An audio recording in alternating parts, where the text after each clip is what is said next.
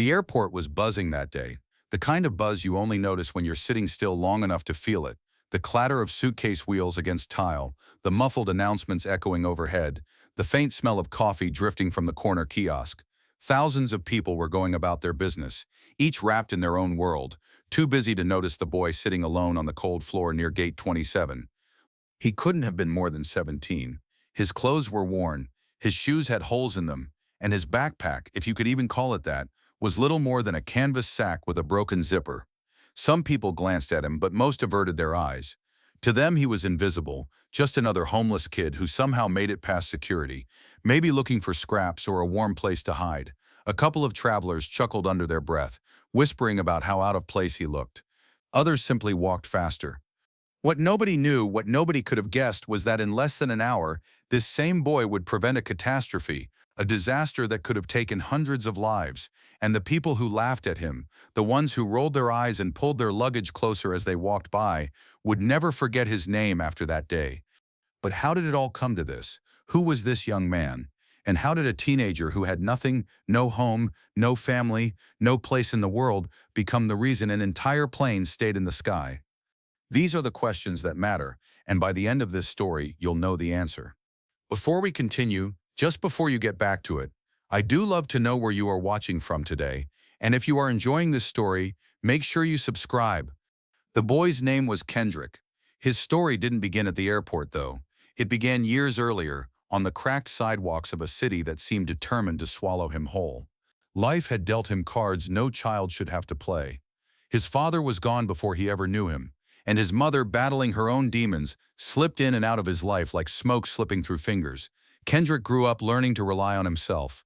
Nights spent under bridges, mornings spent searching for food, afternoons ducking from police who didn't want him loitering. He was young, but the streets had aged him quickly. Still, Kendrick had one thing most people didn't see: a mind sharp as a razor and a heart that refused to quit. When other kids were sitting in classrooms, he was camped outside library windows, watching and listening, piecing together knowledge like fragments of treasure. Airplanes fascinated him most of all. Not because he had ever been on one, he hadn't, but because the very idea of flight was freedom, a way out, a chance to rise above the weight of the world that pressed down on him. He read books on aviation whenever he could. He memorized the mechanics, the terminology, even diagrams he couldn't fully understand yet. While others laughed at him, calling him the homeless kid who plays pilot, Kendrick knew something they didn't. Knowledge doesn't ask where you live or what you wear. Knowledge belongs to those who chase it. And on that day at Gate 27, that knowledge would become the single most important thing in the lives of hundreds of strangers. Kendrick was born in a neighborhood that people only spoke of in whispers. It wasn't the kind of place where dreams grew. It was where they were cut short. Abandoned houses leaned against one another like tired old men. Streetlights flickered when they worked at all. Police sirens became the soundtrack of everyday life. For Kendrick, this was normal. His entire world was painted in shades of survival. His father had vanished before he even opened his eyes to the world. His mother, Teresa, tried at first. She worked odd jobs, hustling from one temporary paycheck to the next. But addiction crept in slowly, like an invisible thief stealing not just her money but her spirit. By the time Kendrick was 10, she was gone more often than she was home, lost in her battles, unable to be the mother he needed. That left Kendrick to raise himself. At night, when other kids were tucked into beds with storybooks and blankets, Kendrick curled up on cardboard sheets under the roar of passing cars. Some nights he'd find shelter in overcrowded missions or youth centers, but those beds were never guaranteed. There were nights he fought off cold winds with nothing more than a thin jacket. He learned quickly how to blend into the background, how to make himself invisible so adults wouldn't chase him away. Food was another battle. He scoured dumpsters behind restaurants, waited for grocery store clerks to toss out bruised fruit, and accepted sandwiches from kind strangers when pride didn't keep him silent. Hunger became a companion he carried in his belly daily. And yet through it all, Kendrick's spirit didn't break. His eyes still lit up with curiosity. He still wondered about things most people in his situation had no time to think about. And that curiosity became the thing that set him apart. It started one summer afternoon when Kendrick, about 11 years old, stumbled into a park near the edge of the city. Overhead, planes cut through the sky, leaving white streaks like chalk lines on blue paper. While other kids ignored them, Kendrick couldn't look away. The roar of the engines made his chest vibrate. To him, those planes weren't just machines. They were symbols of freedom, proof that human beings could rise above the cages they were born into. He wanted to know how. How could something so heavy leave the ground? How did wings carry lives across oceans? Why didn't they fall? That single question planted a seed. From then on, Kendrick was obsessed. Kendrick didn't have access to school most days. He bounced in and out of classrooms, depending on whether social workers managed to place him somewhere stable. But while his peers were learning in structured lessons, Kendrick created his own classroom. He scavenged discarded books. He lingered outside the public library, pressing his face against the glass, trying to catch words and diagrams from textbooks left open on tables. Sometimes, librarians would let him in when they noticed his persistence. On rare occasions, a kind soul would hand him a used aviation manual or a science magazine. He devoured every page. Even if he didn't understand every equation, he memorized the diagrams. He taught himself to pronounce words like aerodynamics and rudder. The streetlights became his desk lamps. A crumpled notebook scavenged from the trash became his journal. He scribbled sketches of planes, arrows pointing to parts labeled in shaky handwriting, wing flaps, cockpit, landing gear. Other kids laughed when they saw his notebook. They called him the airplane boy, said he was crazy to think a homeless kid could ever fly or fix a plane. But Kendrick kept sketching. Every insult only added fuel to the fire inside him. Life tested him constantly. There were nights when hunger gnawed so hard, he thought he wouldn't wake up in the morning. There were days when strangers looked at him with disgust, muttering that he should get a job as if a 12-year-old could simply walk into one. He carried bruises from fights with older boys who thought the streets belonged to them. But Kendrick's secret weapon was his imagination. Whenever reality grew too heavy, he looked up at the sky. He told himself that one day, somehow, he'd be closer to those planes, maybe even inside one. What he didn't know yet was that his unusual obsession, the knowledge he collected piece by piece, would one day make him the most important person in an airport full of trained adults. By the time Kendrick turned 13, the streets had hardened him. But they hadn't stolen his fire.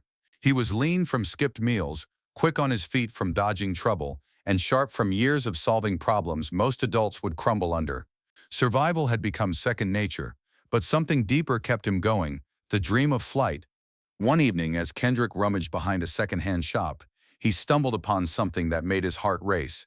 A battered stack of old magazines, some of them Popular Mechanics, others aviation journals from the early 2000s.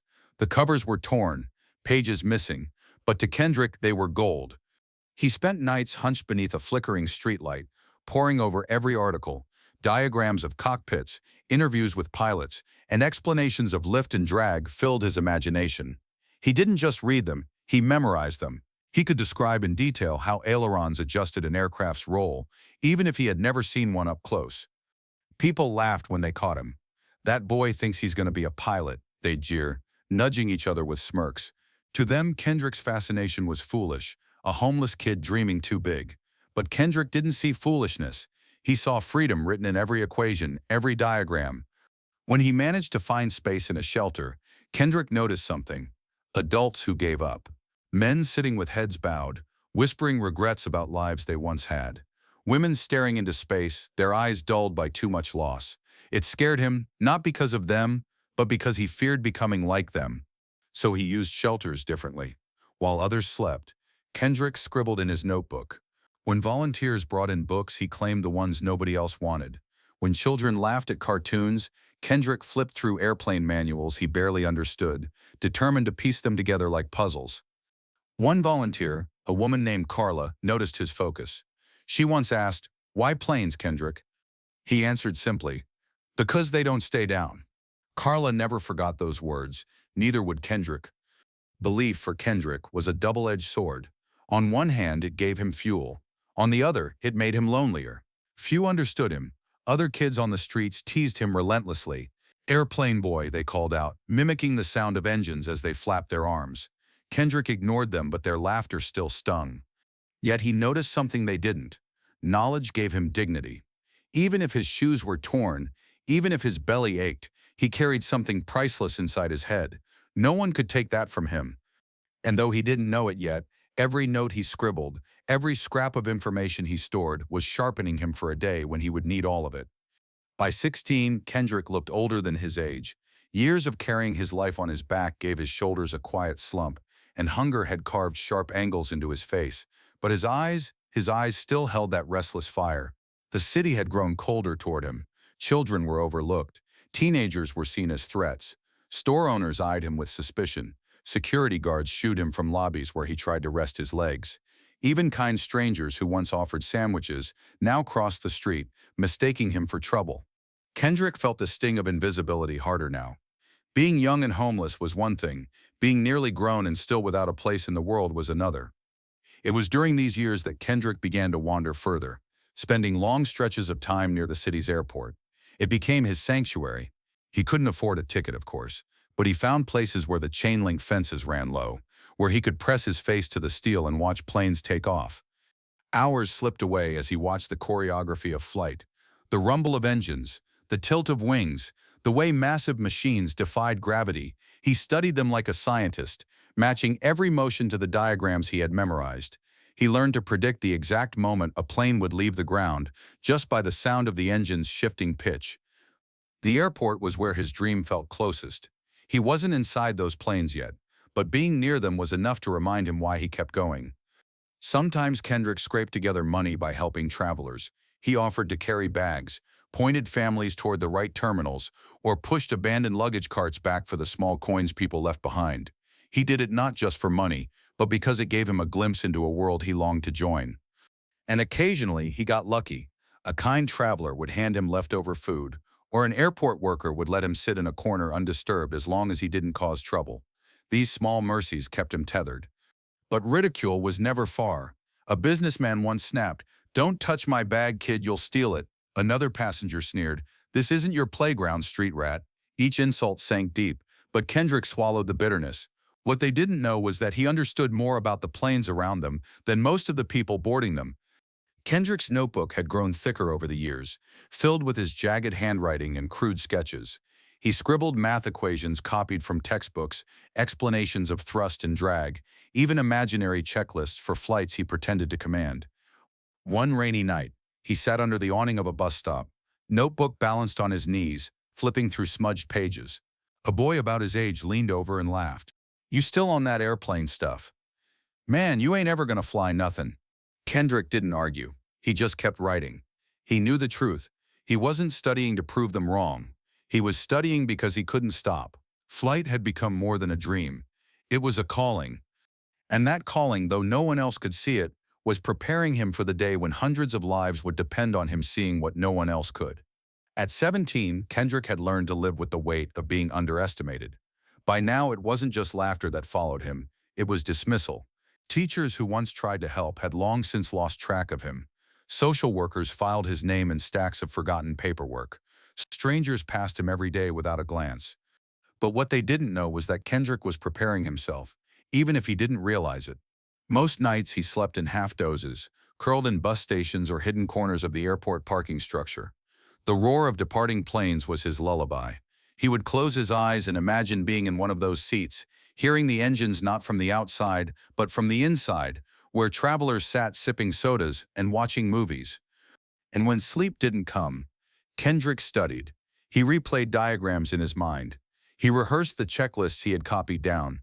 He imagined emergencies, what he would do if a plane's landing gear jammed, or if the engines cut mid-flight. The answers weren't always perfect, but his mind never stopped working. Still, doubt gnawed at him. There were nights he wondered if his obsession was foolish. What good was knowing the parts of a plane when he couldn't even guarantee his next meal? What good was memorizing aerodynamics when no one would take him seriously? But then, he'd look up at the sky, at the blinking lights of planes vanishing into the clouds, and something inside whispered, "Don't quit. One day, this will matter." One morning, after a night of restless sleep under a terminal overhang, Kendrick drifted inside the airport. His stomach growled, but his eyes, as always, went straight to the planes lined up outside the glass windows. He sat down near Gate 27, close enough to watch the flow of travelers, the bustle of crews, the boarding announcements echoing across the hall. Some people avoided his gaze. Others muttered about that homeless kid hanging around again. A couple of children pointed, curious before their parents quickly pulled them away. Kendrick pulled his worn notebook from his bag, flipping to a page covered in sketches of landing gear systems. He tapped his pencil against the paper, lost in thought, replaying in his mind how a plane's hydraulics worked under pressure. He didn't know it yet, but within the next hour, that very knowledge, the same knowledge everyone mocked him for, would become the difference between life and death. Kendrick had no school, no classroom, no polished desk with neatly sharpened pencils. But what he did have was an unshakable hunger to understand. And hunger, when it burns deep enough, can move mountains. For Kendrick, the world became his school. A public library window became a chalkboard. A streetlight became a desk lamp. A battered notebook scavenged from the trash became the foundation of his education. He studied the mechanics of flight, like his life depended on it. Not because anyone expected him to. No one cared if he learned or failed, but because knowledge gave him power in a life where he otherwise had none. Every time he copied down the word fuselage or hydraulics, he was proving something to himself, that he wasn't just surviving, he was building. Kendrick learned to scavenge knowledge the way others scavenged food. He found torn manuals in dumpsters, aviation brochures discarded by travelers, and old magazines with articles about pilots and aircraft. He pieced these fragments together like a mosaic, connecting diagrams with words, scribbling notes that looked messy but carried meaning. Sometimes he sat close enough to travelers at the airport to overhear conversations. He'd listen carefully when mechanics or flight attendants used technical terms, later whispering those words to himself like prayers, making sure they stuck in his mind. Most homeless kids focused only on the day-to-day fight for survival. And Kendrick did too, but curiosity gave him something more. It gave him tomorrow. Where others saw a plane roar overhead and disappear, Kendrick saw questions. Why does the nose tilt first? Why do the wheels retract after takeoff? What would happen if the flaps failed? He didn't just ask these questions. He chased them until he found answers, no matter how incomplete. Of course, people mocked him for it. There goes the airplane boy again. Kids jeered. Grown adults sometimes snickered when they saw him sketching engines in a grimy notebook. But Kendrick learned something powerful. Every insult, every laugh, every sideways glance could be turned into fuel. Instead of crushing him, it pushed him harder. One day, he thought, one day they'll see why I care so much. By now, Kendrick's brain worked like a mechanic's toolkit. He could break down problems, visualize solutions, and think through systems logically. If something rattled, he imagined what might be loose. If something roared louder than usual, he pictured what might be straining. And while others laughed, Kendrick knew the truth. He wasn't just daydreaming about planes. He was preparing. He didn't know when, or how, or why, but deep down he felt it. One day this knowledge would matter. Kendrick's notebook was thick with pages now, filled with diagrams and half-understood equations. But it wasn't just theory anymore. By spending so much time near the airport, Kendrick began to notice details that others overlooked, details that proved his knowledge wasn't just scribbles on paper. Sometimes, if he lingered near the maintenance gates, he could watch airport crews work. He wasn't close enough to hear every word, but he studied their movements, the way they inspected engines, checked gauges, or replaced parts. When the workers grumbled about hydraulic lines or spoke about pressure checks, Kendrick locked the words into memory. Later, he'd sit by himself and reconstruct the conversations, repeating the terms until they felt natural in his mouth. Once he overheard a mechanic mutter about the bleed air system acting up. Kendrick didn't know what it was, but he repeated the phrase to himself again and again, then later pieced together what it meant from scraps of articles. He realized engines didn't just push planes forward, they supplied pressurized air for other systems too. That detail stuck with him. Over time, Kendrick noticed patterns. He could tell when an engine was warming up versus when something was straining. He could predict when turbulence was about to make a plane shudder just by the way the clouds were forming overhead. Once, a group of travelers stood near him by the window as a jet taxied out. Kendrick murmured to himself, "That one's pulling too hard on the left side." A businessman overheard and laughed. "What do you know about it, kid? You live in a parking lot." Kendrick said nothing, but minutes later, the pilot throttled back and the plane taxied back toward the gate for inspection. The businessman glanced at Kendrick, then quickly looked away. Kendrick didn't smile or gloat. He just pulled out his notebook and wrote down another lesson. Moments like that began to stack up. Kendrick realized he wasn't crazy. His knowledge, his instincts were real. He was seeing things before train passengers or even flight staff noticed them. That confidence didn't erase the hardships of being homeless. He still went hungry, still faced ridicule, but it gave him something to hold on to, something no one could take from him. And yet confidence brought tension, because the more Kendrick noticed, the more he wanted to speak up. When he saw a strange vibration ripple through an aircraft's wing during taxi, his chest burned with the urge to warn someone. But he hesitated.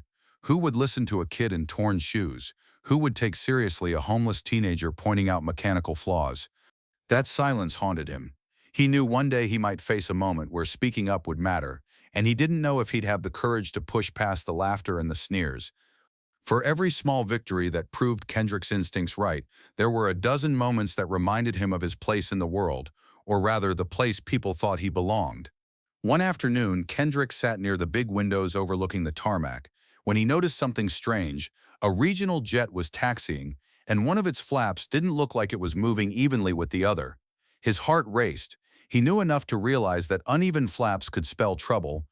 He hesitated, then gathered the courage to approach a gate agent. "Excuse me," he said quietly, "I think that plane has a problem with its wing flap."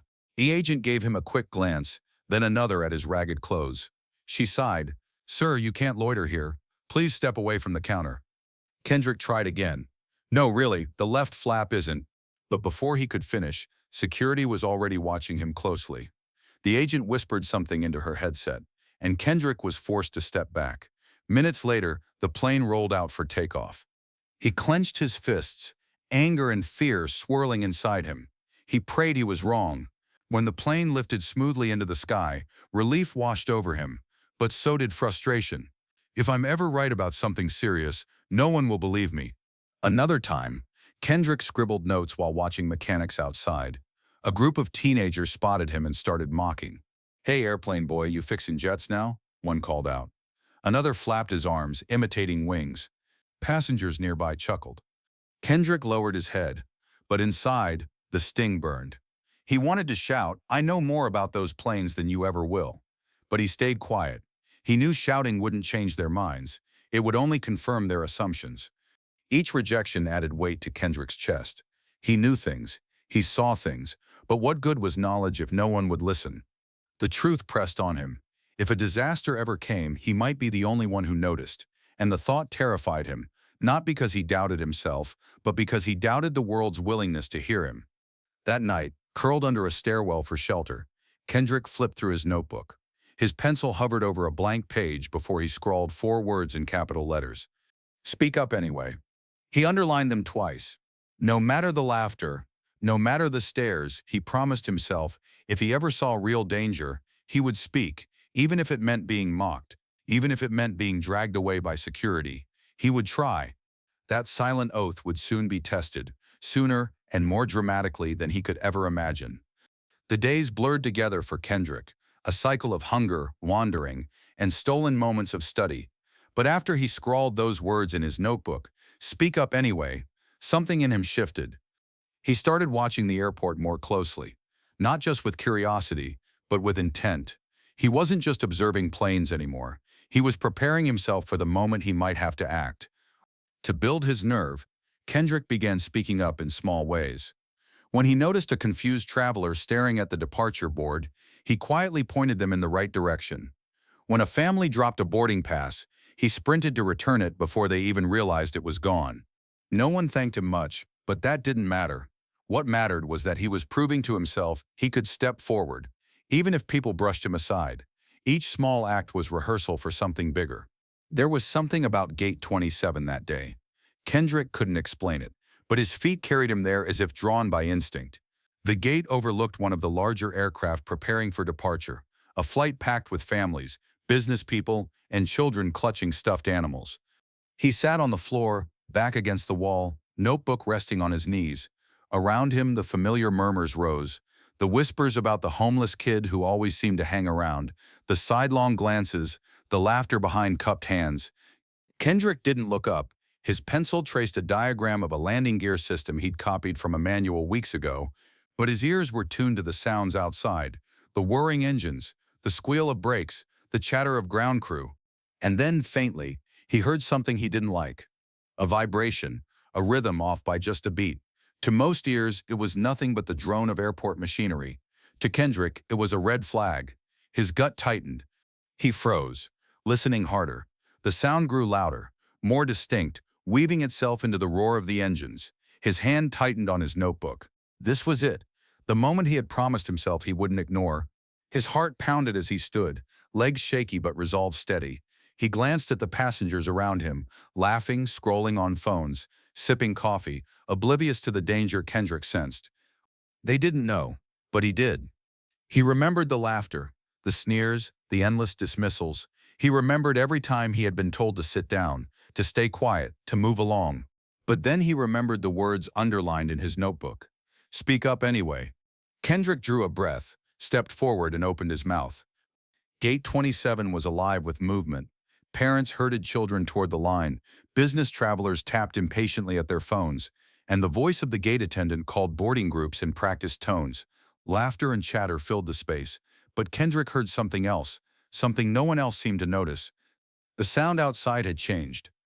Through the thick glass, he could see the aircraft waiting on the tarmac, a sleek machine gleaming under the mid-morning light. The ground crew worked quickly, loading bags, checking equipment, securing doors. To everyone else, it was routine. To Kendrick, it was a puzzle with one piece out of place. The engine whir echoed differently, uneven, as if one side carried a strain the other did not. Kendrick tilted his head, eyes narrowing. His heartbeat quickened.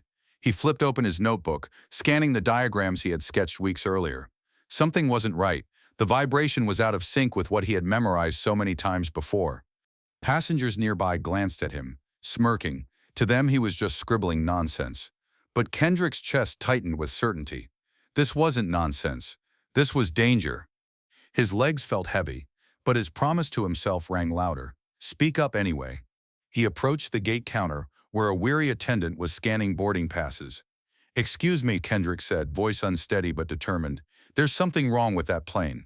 The attendant looked up, frowning. Her eyes flicked over his worn clothes, his frayed backpack. Sir, you need to step back. This line is for passengers only. I know, but please, listen. The left engine's pulling unevenly. You can hear it. The people in line chuckled. A man muttered, "Oh, here we go." A woman pulled her child closer, whispering something about crazy kids hanging around. The attendant's voice hardened.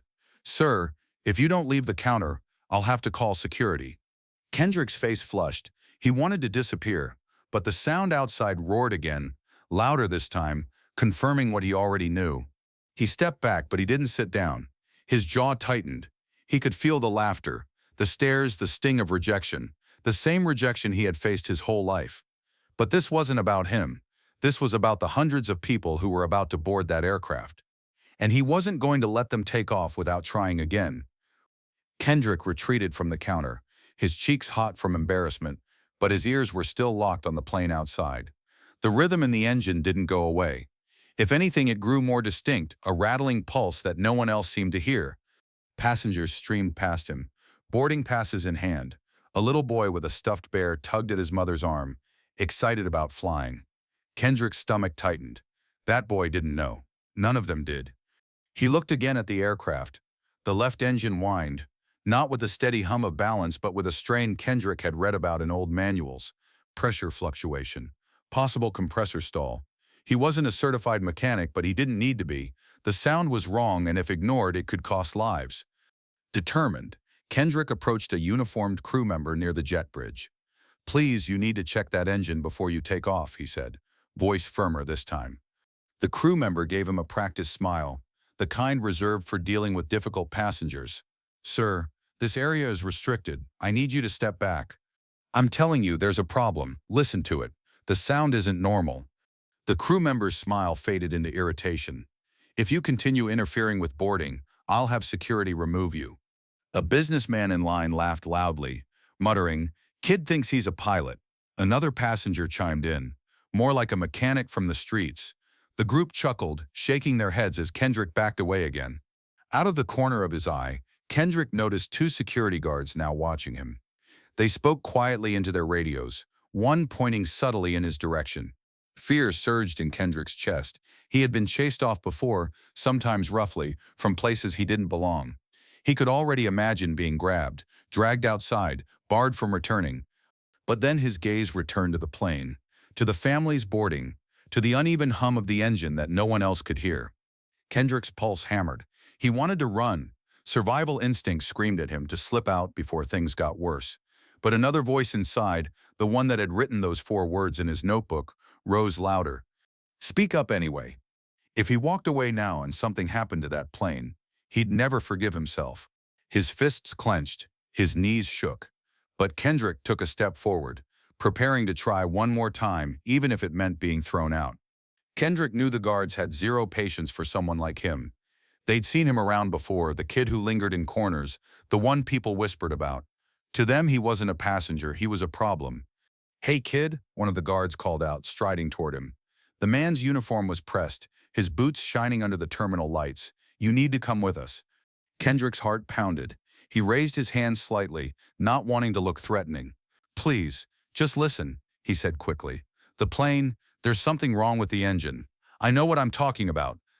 The second guard smirked. "What are you now, a pilot? You even got a ticket for this flight?" Passengers in line laughed again. Someone muttered, "He's crazy." A woman whispered to her husband, "Why don't they just take him out already?" Kendrick swallowed hard, but stood his ground. "No, I mean it. I've studied planes my whole life. I know what I'm hearing. That engine is off balance. If they take off like this—" "Enough." The first guard cut him off, placing a firm hand on Kendrick's shoulder. "You're disturbing passengers. Time to go." Fear ripped through Kendrick. He'd been dragged away before, and it never ended well. His instinct screamed to stop fighting, to slip out quietly before things escalated. But another part of him, the part that had stared at diagrams under streetlights, the part that refused to give up, wouldn't let him back down. He yanked his notebook from his bag and flipped it open, thrusting it toward the guards. "Look, I've been studying this for years. Here, see? Engine diagrams, flaps, hydraulics. I know what I'm talking about." The guards glanced at the messy sketches and shook their heads. To them, it was just scribbles from a homeless kid. The first guard tightened his grip. "That's enough, son. Let's not make this worse." Kendrick's chest heaved. Around him, passengers were already boarding. The crew ignored him. The laughter stung, sharper than any punch he'd ever taken. And then the engine outside gave a cough, a hiccup in its rhythm, louder this time. The sound carried into the terminal. Several passengers turned their heads toward the window. Kendrick's eyes locked on the guards. "Hear that? That's not normal. You can ignore me, you can laugh at me, but if that plane takes off, people are going to die." The laughter in the line quieted. A few faces grew uneasy. For the first time, the guards hesitated. For a heartbeat, silence hung in the terminal.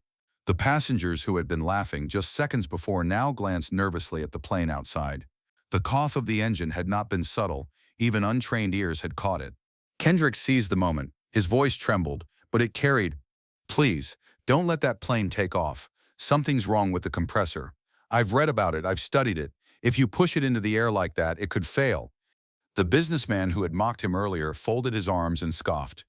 "Engines make noise all the time. Doesn't mean it's going to crash."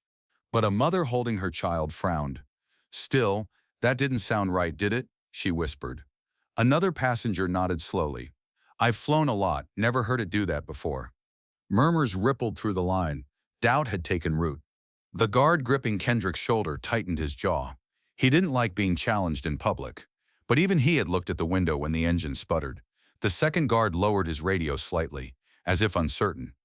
"Kid," the first guard muttered, voice quieter now. "You better be sure about this." Kendrick's chest heaved. "I am. If you don't believe me, just have a mechanic listen. That's all I'm asking, please." The murmurs reached the gate attendant, who glanced nervously toward the jet bridge. She tapped her headset and whispered to someone. A moment later, a member of the flight crew stepped out, a tall man in a pilot's uniform.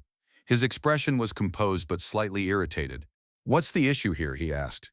Passengers immediately pointed toward Kendrick. "This kid says there's something wrong with your engine," someone said. Another added, "I heard it too. Made a weird noise." The pilot's eyes landed on Kendrick, taking in the ragged clothes, the frayed backpack, the notebook clutched in trembling hands. Everything about the boy screamed unreliable. And yet, the room had gone quiet. Dozens of eyes were on him now. Kendrick swallowed hard. His voice cracked, but he forced the words out. "Sir, please, the left engine isn't compressing right. If you take off, it could stall." The pilot frowned, about to dismiss him, But then, as if on cue, the engine outside let out another sputter, deeper this time, followed by a faint shudder that made the terminal windows rattle. The laughter was gone now. In its place was tension, sharp and undeniable. Passengers whispered. The guards exchanged looks, and for the first time the pilot's expression shifted from irritation to concern. He tapped his headset. "Ground crew, run a full check on the left engine immediately." The pilot's command crackled through his headset, and almost instantly, the ground crew shifted toward the aircraft. A ripple moved through the waiting area. Passengers craned their necks, some pressing closer to the windows, others whispering nervously. The laughter and mockery that had followed Kendrick all morning had dissolved into a heavy silence. For Kendrick, the change was unbearable. 100 pairs of eyes now weighed on him. A moment ago, he was the joke of the terminal. Now he was the reason the flight was delayed. Some passengers looked at him with irritation, muttering about missed connections, ruined schedules. Others, especially parents holding children, gazed at him with a flicker of something else, fear mixed with hope that he might be right. Kendrick clutched his notebook tight against his chest. His heart was hammering so hard he felt it in his throat. He hadn't wanted this much attention. He only wanted them safe. Outside, a truck pulled alongside the plane. Mechanics in reflective vests climbed stair platforms and approached the left engine. Their movements were calm, methodical, professionals doing their job, but to Kendrick, every second felt like an eternity. The guards still flanked him, though their grip had loosened. One of them muttered, "If this turns out to be nothing," he didn't finish the sentence, but Kendrick caught the edge in his tone. Kendrick didn't respond. His eyes stayed locked on the engine. He could almost hear the diagrams in his head, the explanations he had pieced together from manuals and overheard conversations. Compressor stalls, pressure fluctuations. He knew what he had heard. He wasn't wrong. "Are we seriously trusting this to some kid off the street?" A businessman scoffed. He had been mocking Kendrick earlier and now sounded more annoyed than afraid. But a woman in line shook her head. "I don't know," he noticed before anyone else. "And you heard that noise?" Another passenger chimed in. "Yeah, I've flown 30 times. Never heard an engine cough like that." The tension thickened. People wanted answers. The pilot remained near the jet bridge entrance, arms crossed, expression tight. He didn't look at Kendrick, but his jaw shifted as he waited for the ground crew's report. He wasn't the kind of man to gamble with lives, but he also wasn't accustomed to taking warnings from teenagers in torn shoes. Kendrick, meanwhile, kept whispering to himself, like a mantra, "Come on, check the compressor, check the pressure lines, just listen closely, you'll hear it." One of the mechanics bent close to the engine, a flashlight beam cutting through the metal frame. He crouched, listened, then gestured sharply to his partner. Both men exchanged quick words. Then one of them lifted a radio to his mouth. Kendrick's breath caught. He couldn't hear the words through the glass, but he saw the mechanic's face, the furrowed brows, the sudden urgency. Something was wrong. And Kendrick knew this was it, the moment the truth would finally break open. The hum of the airport seemed to dull around Gate 27. Conversations dropped to whispers, and the once ordinary boarding process had frozen in place. Every eye remained fixed on the men in reflective vests clustered around the left engine. Through the glass, one mechanic waved his arms, signaling for equipment. Another crouched again, pressing an ear close, listening intently. Kendrick's throat tightened. He knew exactly what they were hearing. Seconds later, one of the mechanics lifted his radio, his expression taut. Though Kendrick couldn't hear the words, the body language was enough. A stiff nod, a finger pointing at the engine's intake, the hurried gestures of men who had just found something they didn't like. The pilot's headset crackled. His expression shifted, ever so slightly, from irritation to concern. He gave a curt nod toward the crew, then turned back to the waiting passengers. "We're running additional checks," he said, his voice firm but measured. "Please remain seated until further notice." The room erupted with murmurs. "So he was right?" a woman gasped. A man shook his head. "You don't shut down a boarding process unless there's something real." The businessman from earlier threw up his hands. "This is ridiculous. Delays cost people money. What's next? We let kids run the control tower?" But his voice was drowned out by others. Worried voices, parents soothing frightened children, travelers asking each other what would have happened if the plane had taken off. Kendrick stood frozen. For the first time, the mockery wasn't directed at him. But neither was the gratitude. Not yet.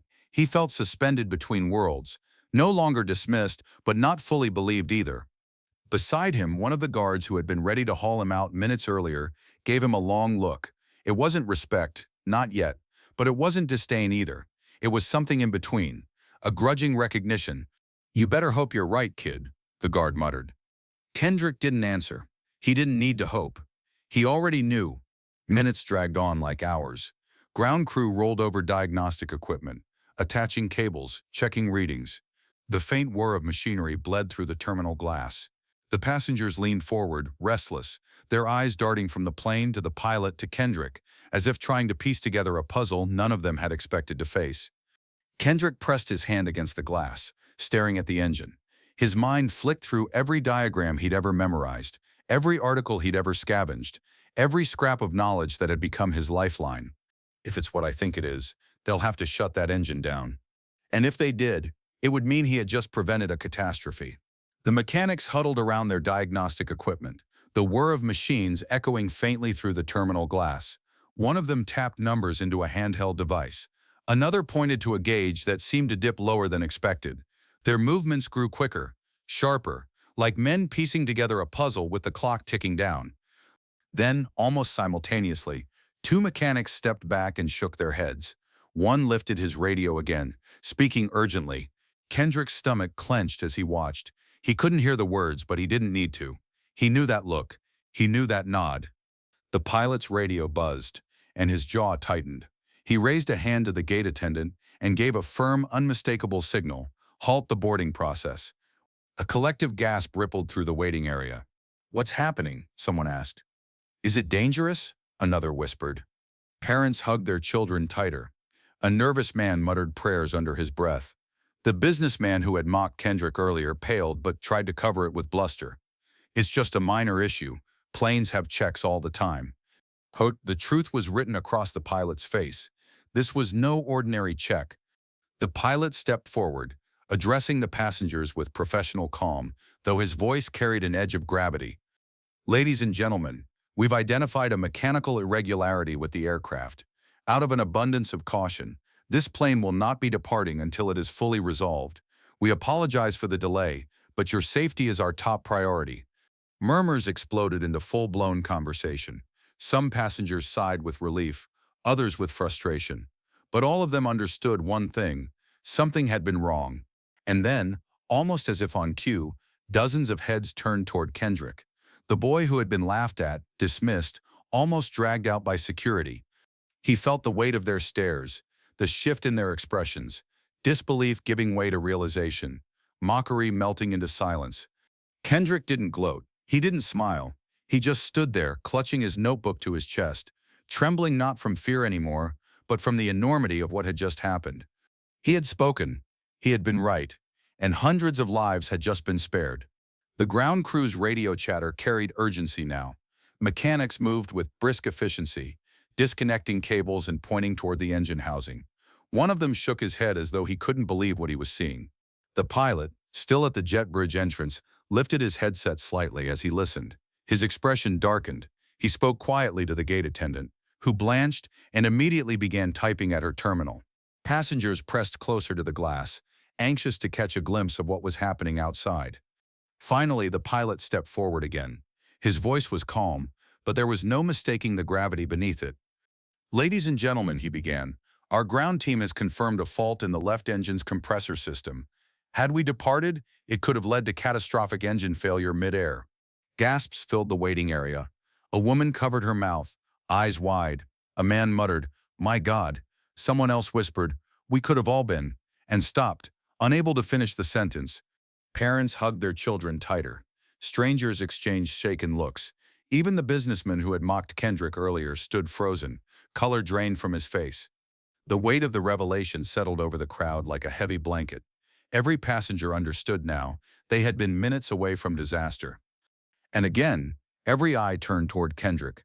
But this time, the looks weren't dismissive. They weren't mocking. They were stunned, searching, grateful, and even ashamed. Kendrick lowered his gaze, gripping his notebook. He wasn't used to this kind of attention. For years, he had been invisible, or worse, the punchline. Now he was the reason an entire plane full of people still had a tomorrow. His chest tightened, and for a fleeting moment, he thought of his mother, of the nights he'd spent sketching diagrams by streetlight, of every insult he had swallowed, and he realized none of it had been wasted. The pilot gave one more instruction. This flight will be postponed until a replacement aircraft is secured. Thank you for your patience. But patience wasn't what the passengers felt. What they felt was awe. Awe that a homeless teenager, mocked just minutes ago, had been the one to save them all. And for Kendrick, the echo of that moment would never fade. The announcement lingered in the air like a thunderclap that refused to fade. Passengers shifted uneasily, their conversations subdued, their faces pale with the weight of what they had just learned.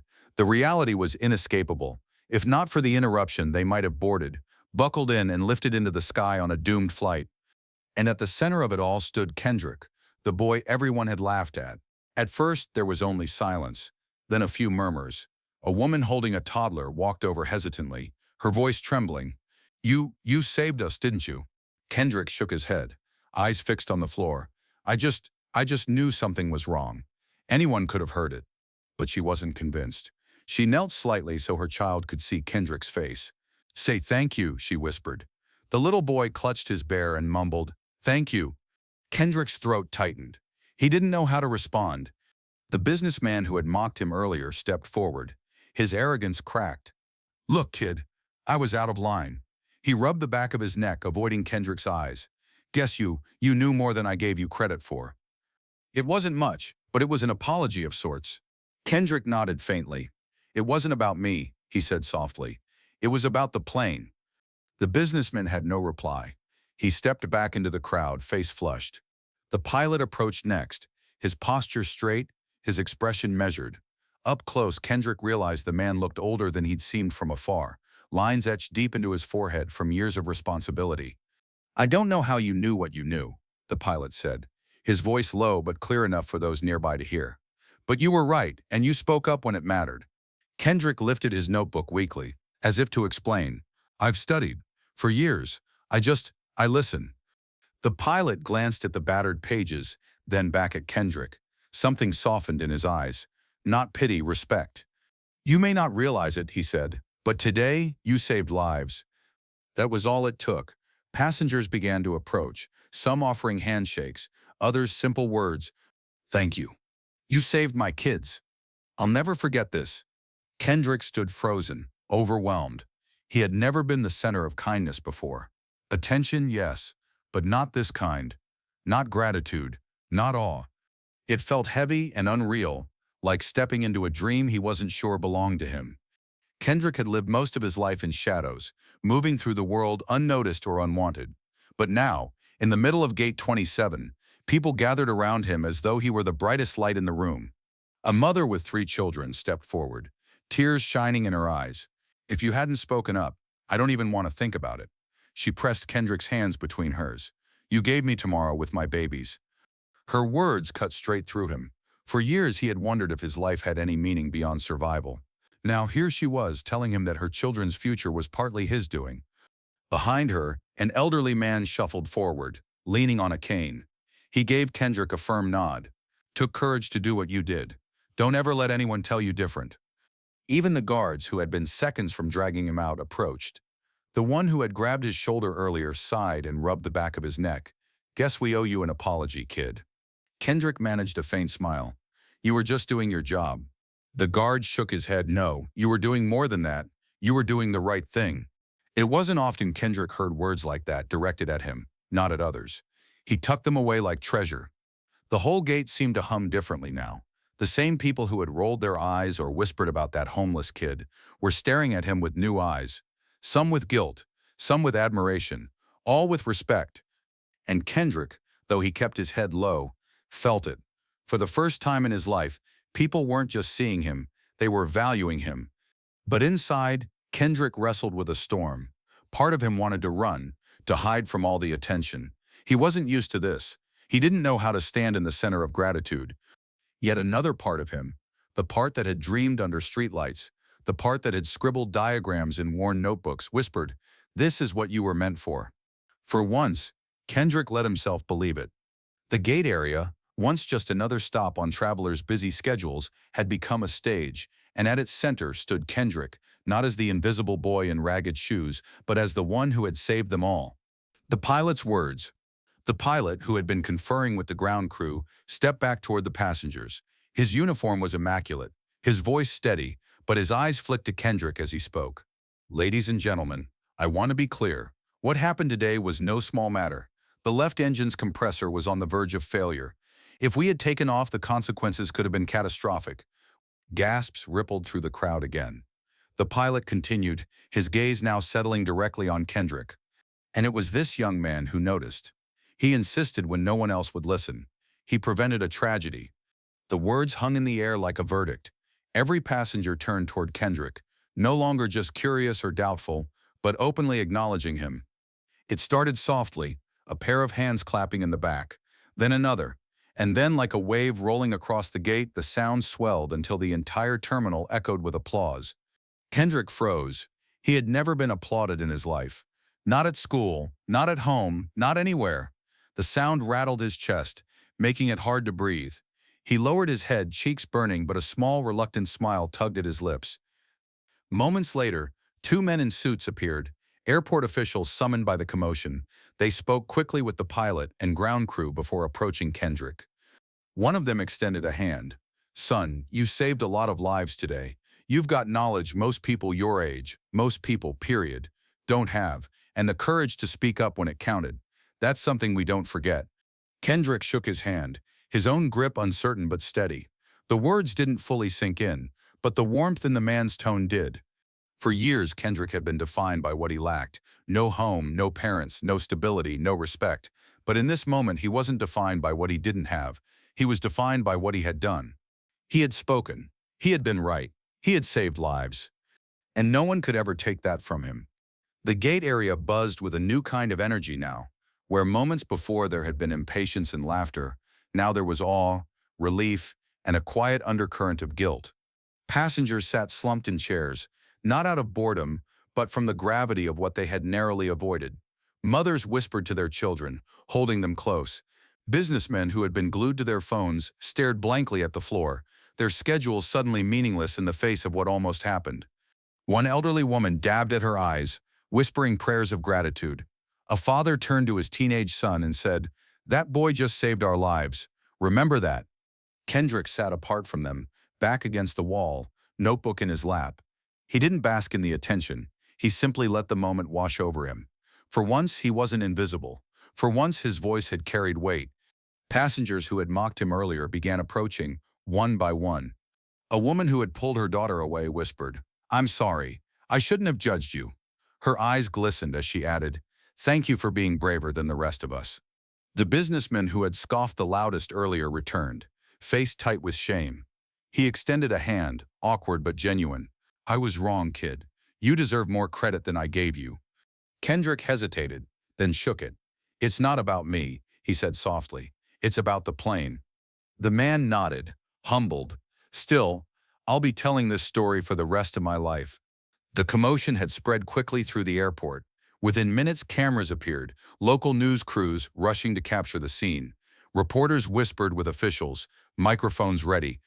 Passengers pointed toward Kendrick. "That's him," one said, "the boy who stopped the flight." Bright lights flicked on, microphones thrust forward. "Young man, what's your name? How did you know? What made you speak up?" Kendrick froze, overwhelmed. He wasn't used to questions, let alone cameras. His throat tightened, and his first instinct was to run. But then he remembered the vow he had made.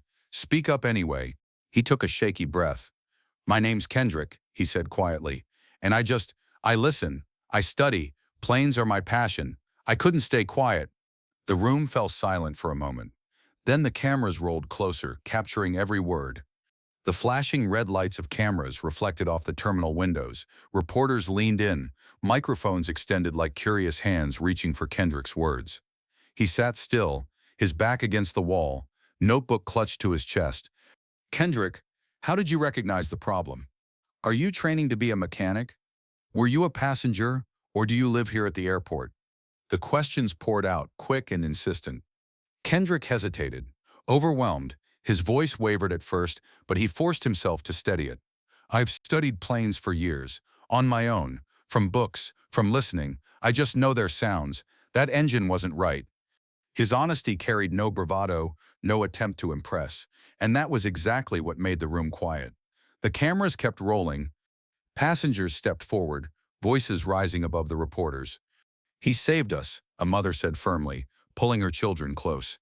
"Don't twist this. We'd all be in the air right now if not for him." An older man added, "I've flown all my life, never seen anything like it. That boy heard what none of us did." Even the once mocking businessman chimed in, though his voice carried guilt. "I doubted him. I was wrong. He deserves respect." The reporters pivoted, microphones now not only on Kendrick but on the passengers who had witnessed everything. Their testimonies sealed the story. The homeless teen had stopped a flight from disaster. Through the lenses of cameras, Kendrick was no longer the invisible boy people ignored in the terminal. He wasn't the airplane kid, mocked for sketching diagrams in his notebook. He was Kendrick, the young man who had stood up, spoken out, and been right when it mattered most. In real time, the transformation unfolded, a story of ridicule turning to respect, invisibility turning to recognition. And for Kendrick, though the lights were blinding and the attention suffocating, there was one truth anchoring him. This time, they listened. The media attention brought a new presence to Gate 27, uniformed airport officials and security supervisors who moved with authority through the crowd. Passengers parted instinctively, giving them space as they approached Kendrick. One official, a tall man with silver hair and a polished badge, raised his voice above the buzz of cameras. "Ladies and gentlemen, thank you for your patience. I want to confirm that the mechanical issue identified with the aircraft was serious. This flight would not have been safe to depart." He paused, then gestured toward Kendrick. "And it was this young man who brought it to our attention. Because of him, lives were saved today." Applause rose again, louder this time, filling the gate with a wave of sound. Kendrick shifted uncomfortably under the attention. I just did what anyone would do," he murmured.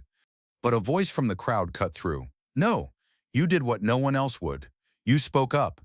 The words echoed, firm and undeniable. Even the guards who had nearly dragged Kendrick away earlier stood straighter now, their expressions sheepish. One cleared his throat and addressed the passengers nearby.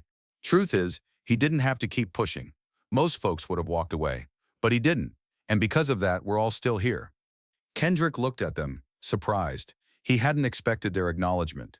He gave a small nod, not out of pride, but gratitude. Reporters were already relaying the story live. In living rooms across the city, people were beginning to hear about the homeless teen who stopped a plane.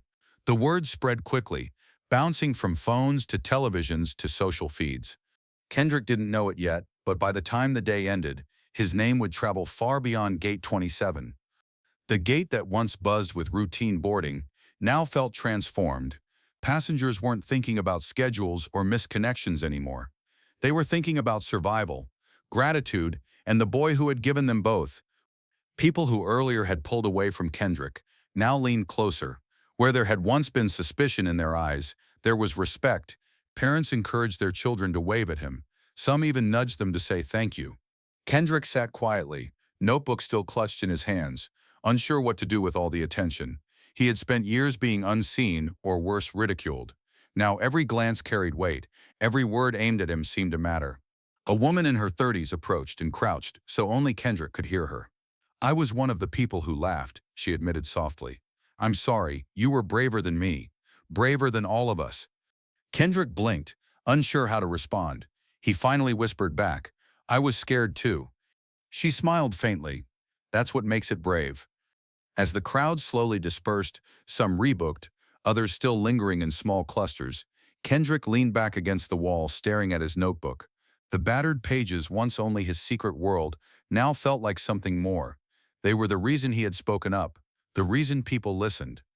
For the first time in his life, the knowledge he had hoarded in shadows had stepped into the light, and it had mattered. He didn't think of himself as a hero. He didn't crave the title. But for the first time, Kendrick felt something stir deep inside, a sense of belonging, of possibility. Maybe he wasn't just the homeless kid who studied planes. Maybe he was something else, something more. The echoes of applause still lingered in his ears, and though he sat quietly in his corner, Kendrick knew his life had just changed forever. News travels fast. In an age where cameras captured every moment and social feeds carried stories across the globe in minutes, Kendrick's act of courage didn't stay contained within the walls of the terminal. Within hours, local news stations broadcast the footage. Homeless teen stops flight from disaster. Clips of Kendrick sitting against the wall, notebook in his lap, flashed across screens. Reporters replayed his quiet words. I listen, I study, as though they carried the weight of a seasoned pilot's testimony. Online, the story spread like wildfire. Hashtags formed. Photos of Kendrick circulated, some grainy from cell phone cameras, others sharp from news crews. People who had never seen his face debated his courage, his story, his future. Across the city, conversations shifted. Strangers who had never cared about airport delays now spoke about the boy who refused to be silenced. Some praised him. That kid saved lives. He's a genius. Others questioned, how does a homeless teen know more than mechanics? But all agreed on one thing. Kendrick had done something extraordinary. By the next morning, airport officials released a statement. They were reviewing protocols and grateful for the sharp instincts of a remarkable young man. Colleges reached out quietly, curious about his background. Even flight schools sent tentative invitations, dangling scholarships in front of someone who had never thought he'd set foot in a classroom again. For Kendrick, the flood of attention was overwhelming. He wasn't used to microphones, cameras, or promises. His world had always been about survival, not opportunity. Yet here it was, doors swinging open in places he had only dreamed about. But fame brought challenges too. Journalists wanted details about his past, digging into where he slept, how he lived, why no one had helped him sooner.